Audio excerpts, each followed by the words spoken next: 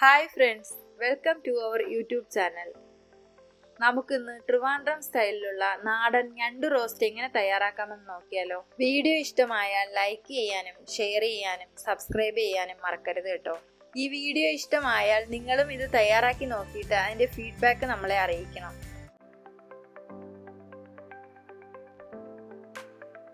അതിനായി ഒരു ചട്ടി അടുപ്പത്ത് വെച്ച് 2.5 ടേബിൾ സ്പൂൺ എണ്ണ ഒഴിക്കുക. എണ്ണ നല്ലവണ്ണം ചൂടായ ശേഷം അതിലേക്ക് 1/2 ടീസ്പൂൺ കടുക്, 1/2 ടീസ്പൂൺ പെരിഞ്ജീരകം ഇവ ചേർക്കുക.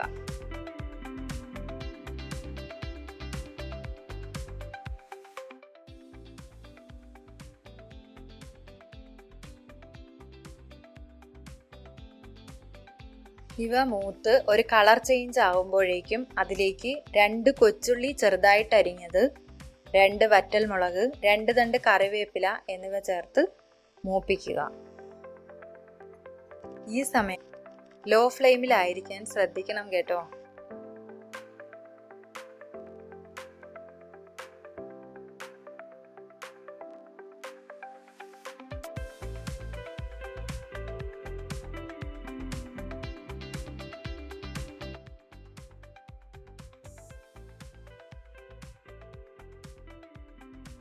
ഇതിലേക്ക് 3 മീഡിയം സൈസ് സവാള സ്ലൈസ് ചെയ്തത്, അതിനോടൊപ്പം 10 കൊച്ചുള്ളി ചെറുതായിട്ട് അരിഞ്ഞത്, 2 പച്ചമുളക് നെടുകെ കീറിയത്, അതിനോടൊപ്പം 1.5 ടീസ്പൂൺ ഉപ്പ് ഇവ ചേർത്ത് നന്നായി ഇളക്കുക.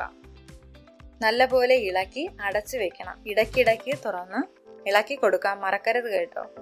പെട്ടെന്ന് അടി പിടിക്കാൻ സാധ്യതയുണ്ട്.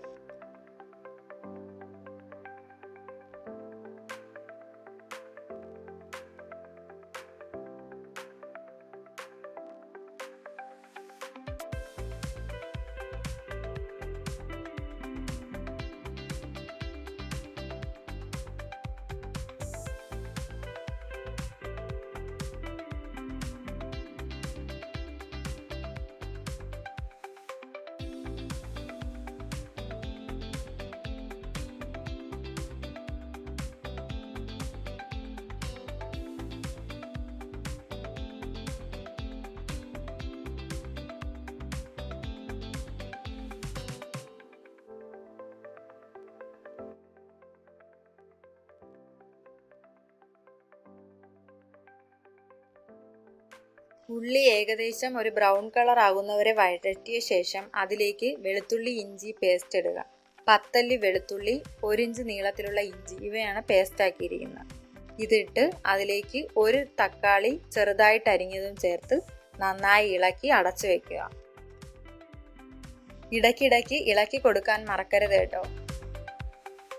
നല്ല ബ്രൗൺ കളർ ആയ ശേഷം നമുക്കിതിലേക്ക് മസാലകൾ ചേർക്കാം.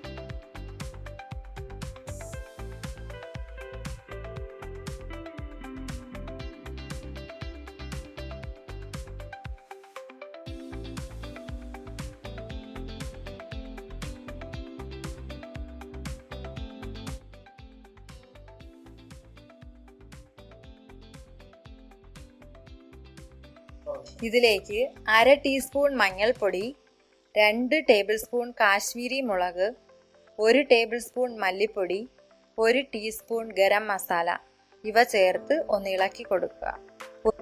എന്നിട്ട് മസാലകളുടെ പച്ചമണം മാറുന്നവരെ ഇളക്കുക.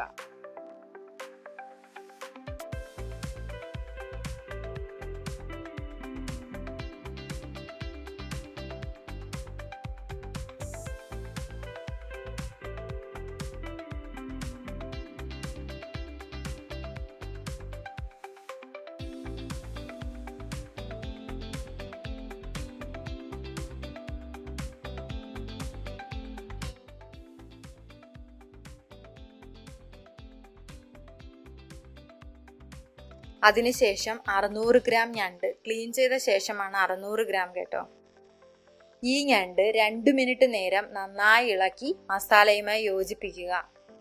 എന്നിട്ട് അടച്ചു വെച്ച് 5 മിനിറ്റ് വെയിറ്റ് ചെയ്യുക. അതിനുശേഷം നമ്മൾ 1 കപ്പ് ചൂടുവെള്ളം അതിലേക്ക് ഒഴിക്കണം. അത് ഒഴിച്ച് നന്നായി വേവുന്നവരെ വെയിറ്റ് ചെയ്യുക.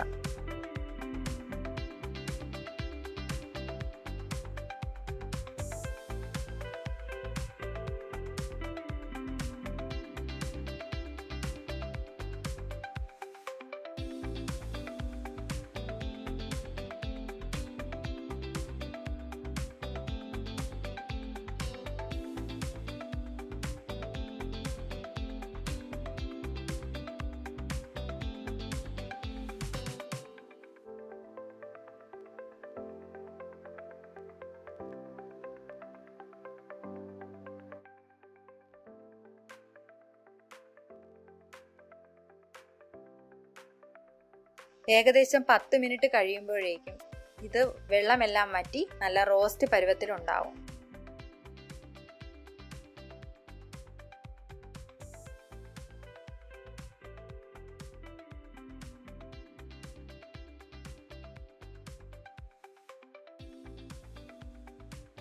നിങ്ങൾക്ക് ഈ റെസിപ്പി കാണുമ്പോൾ തന്നെ മനസ്സിലാവും ഇത് എത്രത്തോളം ടേസ്റ്റി ആയിരിക്കുമെന്ന്.